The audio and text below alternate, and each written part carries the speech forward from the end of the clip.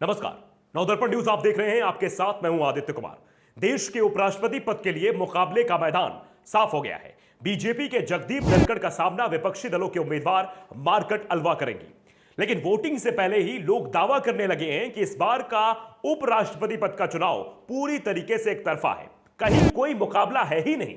दरअसल उपराष्ट्रपति चुनाव में सिर्फ सांसद सदस्यों को ही वोटिंग का अधिकार होता है।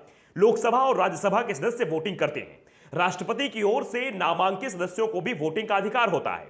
इस तरह से लोकसभा के 543 और राज्यसभा के 245 सांसदों को वोटिंग का अधिकार है, यानी कुल 788 वोट हैं। लेकिन इस समय जम्मू कश्मीर की राज्यसभा की 4 सीटें खाली पड़ी हैं। राष्ट्रपति कोटे की 3 राज्यसभा सीटें भी खाली पड़ी हैं। इसके अलावा त्रिपुरा के सीएम माणिक शाह के इस्तीफे के चलते एक लोकसभा सीट भी खाली है। ऐसे में 780 सदस्य की वोटिंग कर पाएंगे और जीत का आंकड़ा है वो है 391। अब सदन में पार्टियों की स्थिति को देखें तो बीजेपी के पास लोकसभा में 304 और राज्यसभा में 92 सांसद हैं। दोनों को जोड़ दें तो यह संख्या 396 हो जाती है। जितने वोट चाहिए उससे 5 ज्यादा। यानी बीजेपी को उपराष्ट्रपति चुनाव में अपने सहयोगियों को भी जरूरत नहीं है, वो अपने दम पर ही उपराष्ट्रपति बनवा सकती है। ऐसे में अगर एनडीए और नॉमिनेटेड सदस्यों को जोड़ दिया जाए तो यह संख्या 340 के करीब पहुंच जाती है। एनडीए में बीजेपी के अलावा जेडीयू, एआईएडीएमके, एलजेपी सहित कई छोटी पार्टियां भी शामिल हैं। वाईएसआरसीपी और बीजेडी की ओर से भी बीजेपी उम्मीदवार जगदीप धनखड़ के समर्थन का ऐलान किया जा चुका है। दोनों की ताकत जोड़ दी जाए तो यह संख्या 400 से भी ऊपर निकल जाती है। यानी अभी जगदीप धनखड़ को करीब 400 सदस्यों का समर्थन मिल चुका है। इसमें अभी कुछ और लोग भी जुड़ सकते हैं, खासतौर पर शिवसेना के सांसद। शिवसेना के लोकसभा में 19 और राज्यसभा में 3 सदस्य हैं। दूसरी ओर मार्कट अल्वा का नाम घोषित करने के बाद भी विपक्ष की ओर से ज्यादा दम लगाया जाएगा, क्योंकि विपक्षी दल भी यह मान चुके हैं कि राष्ट्रपति चुनाव की तरह उपराष्ट्रपति चुनाव में भी बहुमत एनडीए के पक्ष में ही झुका हुआ है। बीजेपी की ओर से तो यहां तक दावा किया जाने लगा है कि उनका उम्मीदवार कम से कम 200 वोटों से चुनाव जीतेगा।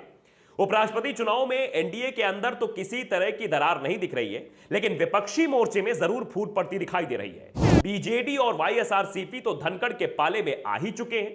राजस्थान के जाट नेता हनुमान बेनीवाल ने भी धनखड़ का समर्थन करने का संकेत दे दिया है। दरअसल धनखड़ भी राजस्थान से ही आते हैं, जाट हैं और किसान भी हैं। धनखड़ के नाम का ऐलान करते हुए नड्डा ने भी कहा था कि किसान पुत्र जगदीप धनखड़ एनडीए के उपराष्ट्रपति पद के प्रत्याशी होंगे। इन सब के बीच सभी की निगाहें ममता बनर्जी पर टिकी हुई हैं, क्योंकि धनखड़ पश्चिम बंगाल के राज्यपाल थे।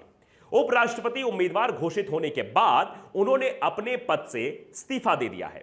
जब तक धनखड़ बंगाल के राज्यपाल रहे, उनकी ममता बनर्जी के साथ लगभग हर मुद्दे पर तकरार होती रही।